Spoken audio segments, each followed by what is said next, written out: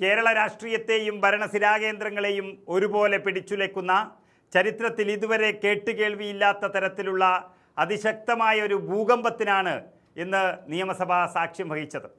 കേരളം കടുത്ത സാമ്പത്തിക പ്രതിസന്ധിയിലാണ്. ശമ്പളം കൊടുക്കാൻ പോലും പണമില്ല, ട്രഷറി പൂട്ടാൻ പോകുന്നു എന്നൊക്കെയുള്ള വാർത്തകൾ നാം സ്ഥിരമായി കേൾക്കുന്നതാണ്.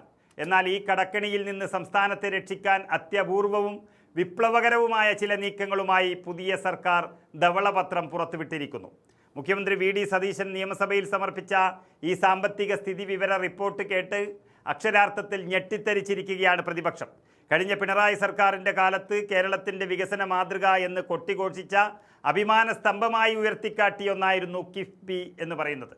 എന്നാൽ ആ കിഫ്ബിയെ ഇനി പാടെ പൂട്ടിക്കെട്ടണമെന്ന ഞെട്ടിക്കുന്ന ശുപാർശയാണ് പുതിയ ധവളപത്രത്തിലുള്ളത്.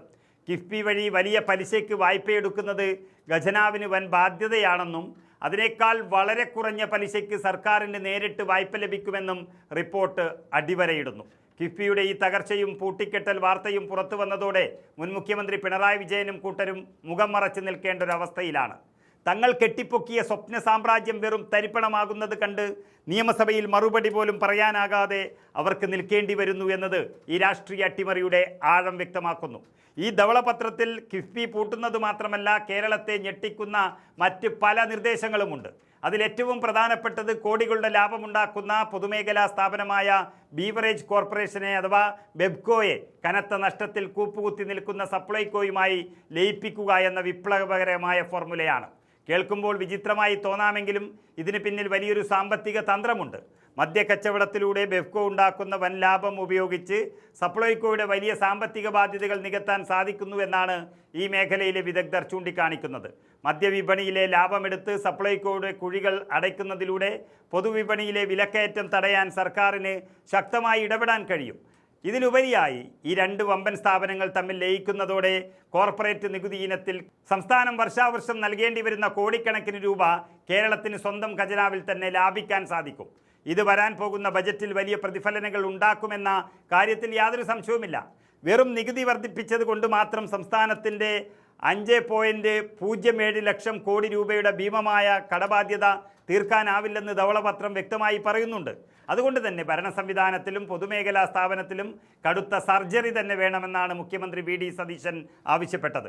ഇതിൻ്റെ ഭാഗമായി കാലാനുസൃതമല്ലാത്തതും തുടർച്ചയായി നഷ്ടം വരുത്തുന്നതുമായ മറ്റ് പൊതുമേഖലാ സ്ഥാപനങ്ങൾ ഒന്നുകിൽ പൂർണ്ണമായി അടച്ചുപൂട്ടണം, അല്ലെങ്കിൽ സ്വകാര്യവൽക്കരിക്കണമെന്ന കർശന നിലപാടിലാണ് സർക്കാർ. അത്തരം നഷ്ടം വരുത്തുന്ന സ്ഥാപനങ്ങളുടെ കൈവശമുള്ള ഉപയോഗശൂന്യമായ വലിയ ഭൂമിയും മറ്റാസ്തികളും വിറ്റഴിച്ച് പണമാക്കാനാണ് നീക്കം. മറ്റൊരു പ്രധാനപ്പെട്ട നിർദ്ദേശം സർക്കാർ ജീവനക്കാരെയും പെൻഷൻകാരെയും നേരിട്ട് ബാധിക്കുന്ന ഒന്നാണ്. ഗവൺമെൻറ്റിൻ്റെ ശമ്പള പെൻഷൻ ബാധ്യതകൾ കുറയ്ക്കുന്നതിനായി വിരമിക്കൽ പ്രായം കേന്ദ്ര ഗവൺമെൻറ്റിന് സമാനമായി വർദ്ധിപ്പിക്കാൻ റിപ്പോർട്ടിൽ ശുപാർശയുണ്ട്. ഇതുവഴി ഓരോ വർഷവും ഏകദേശം 6000 കോടി രൂപയുടെ പെൻഷൻ ആനുകൂല്യങ്ങൾ നൽകുന്നത് തൽക്കാലത്തേക്ക് നീട്ടിവെക്കാൻ സർക്കാരിന് സാധിക്കും. ഇതിനു പുറമെ കേന്ദ്ര മാതൃകയിൽ 10 വർഷത്തിലൊരിക്കൽ മാത്രം ശമ്പള കമ്മീഷനെ നിയമിക്കുന്ന കാര്യവും സർക്കാർ ഗൗരവമായി തന്നെ പരിഗണിക്കുന്നു. ഉൽപ്പാദനത്തിനനുസരിച്ച് സ്ഥാപനങ്ങൾക്ക് സബ്സിഡി നൽകുന്ന നിലവിലെ രീതി അത് പാടെ മാറ്റാനും അർഹരായ ഉപഭോക്താക്കൾക്ക് നേരിട്ട് ആനുകൂല്യങ്ങൾ അക്കൗണ്ടിലേക്ക് കൈമാറുന്ന DBT രീതി കൊണ്ടുവരാനും ധവളപത്രം ആവശ്യപ്പെടുന്നു. ഊർജ്ജരംഗത്തും ഉന്നത വിദ്യാഭ്യാസ മേഖലയിലും വലിയ അഴിച്ചുപണിക്കാണ് നിർദ്ദേശമുള്ളത്. KSEBയുടെ പ്രവർത്തനക്ഷമത വർദ്ധിപ്പിക്കാൻ പ്രൊഫഷണൽ ലീഡർഷിപ്പ് നിയമിക്കുകയും സോളാർ, ഹൈഡ്രൽ മേഖലകളിൽ സ്വകാര്യ നിക്ഷേപം അനുവദിക്കുകയും ചെയ്യും.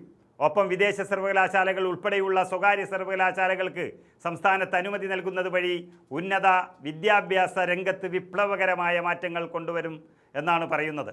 തദ്ദേശ സ്വയംഭരണ സ്ഥാപനങ്ങൾക്ക് വികസനാവശ്യങ്ങൾക്കായി നേരിട്ട് വായ്പ എടുക്കാൻ അനുമതി നൽകണമെന്നും എല്ലാ സർക്കാർ സേവനങ്ങളും പൂർണ്ണമായും ഡിജിറ്റലൈസ് ചെയ്ത് അനാവശ്യ തസ്തികകൾ വെട്ടിക്കുറയ്ക്കുമെന്നും ഈ റിപ്പോർട്ടിൽ പറയുന്നു. കടുത്ത സാമ്പത്തിക അച്ചടക്കത്തിലൂടെ മാത്രമേ കേരളത്തെ രക്ഷിക്കാൻ കഴിയൂ എന്ന് വ്യക്തമാക്കുന്നതാണ് മുഖ്യമന്ത്രി സമർപ്പിച്ച ഈ റിപ്പോർട്ട്. കഴിഞ്ഞ കുറേ വർഷങ്ങളായി കേരളം കണ്ടുവന്ന സാമ്പത്തിക നയങ്ങളെ മുഴുവൻ തിരുത്തിക്കുറിക്കുന്ന ഒരു വലിയ പൊളിച്ചെഴുത്താണ് ഈ ധവളപത്രത്തിലൂടെ സംഭവിച്ചിരിക്കുന്നത്. പിണറായി വിജയൻ്റെ നേതൃത്വത്തിലുള്ള കഴിഞ്ഞ സർക്കാർ കൊണ്ടുവന്ന പല പദ്ധതികളും വെറും പബ്ലിസിറ്റി സ്റ്റണ്ടുകൾ മാത്രമായിരുന്നു. അവയെല്ലാം സംസ്ഥാനത്തെ 5.5 ലക്ഷം കോടിയോളം രൂപയുടെ കടക്കെണിയിലേക്ക് മാത്രമാണ് തള്ളിവിട്ടതെന്നും പുതിയ സർക്കാർ കണക്കുകൾ നിരത്തി സമർത്ഥിക്കുകയാണ്. വികസനത്തിൻ്റെ പേരിൽ കൊണ്ടുവന്ന കിഫ്ബി നിയമത്തിൽ അടിയന്തര ഭേദഗതികൾ വരുത്തിക്കൊണ്ട് അതിനെ ഇല്ലാതാക്കുമ്പോൾ അത് മുൻ സർക്കാരിൻ്റെ അഴിമതികൾക്കും ധൂർത്തിനുമേറ്റ ഏറ്റവും വലിയ തിരിച്ചടിയായി മാറുന്നു. നിയമസഭയിൽ ഈ റിപ്പോർട്ട് അവതരിപ്പിക്കപ്പെടുമ്പോൾ പ്രതിപക്ഷ ബെഞ്ചുകളിലുണ്ടായ നിശബ്ദതയും പരിഭ്രാന്തിയും തന്നെ തെളിവാണ്. പൂട്ടിക്കെട്ടേണ്ടി വരുന്ന കിഫ്ബിയും നഷ്ടം നികത്താൻ ബെവ്കോവുമായി ലയിപ്പിക്കേണ്ടി വരുന്ന സപ്ലൈകോയും ഒക്കെ കേരളത്തിൻ്റെ യഥാർത്ഥ സാമ്പത്തിക അവസ്ഥ എന്തെന്ന് ജനങ്ങൾക്ക് മുന്നിൽ തുറന്നു കാട്ടുകയാണ്. വരും ദിവസങ്ങളിൽ മുഖ്യമന്ത്രി സതീശൻ അവതരിപ്പിക്കാൻ പോകുന്ന ബജറ്റിൽ ഈ വിപ്ലവകരമായ നിർദ്ദേശങ്ങൾ എങ്ങനെയൊക്കെ നടപ്പിലാക്കപ്പെടുമെന്നതിലേക്ക് കൂടിയാണ് ഇനി എല്ലാവരും ഉറ്റുനോക്കുന്നത്. എന്തായാലും രാഷ്ട്രീയ പ്രതിയോഗികളെ അമ്പവരിപ്പിച്ചുകൊണ്ട് മുൻ ഭരണാധികാരികളുടെ മുഖം മൂടി വലിച്ചുകീറുന്ന തരത്തിലുള്ള അതിശക്തമായ ഒരു സാമ്പത്തിക പരിഷ്കരണ നടപടികളുമായി പുതിയ സർക്കാർ മുന്നോട്ട് പോവുകയാണ്. ഈ നീക്കങ്ങൾ കേരളത്തെ രക്ഷിക്കുമോ അതോ പുതിയ രാഷ്ട്രീയ പോരാട്ടങ്ങൾക്ക് വഴി തുറക്കുമോ എന്ന് നമുക്ക് കാത്തിരുന്ന് കാണാം.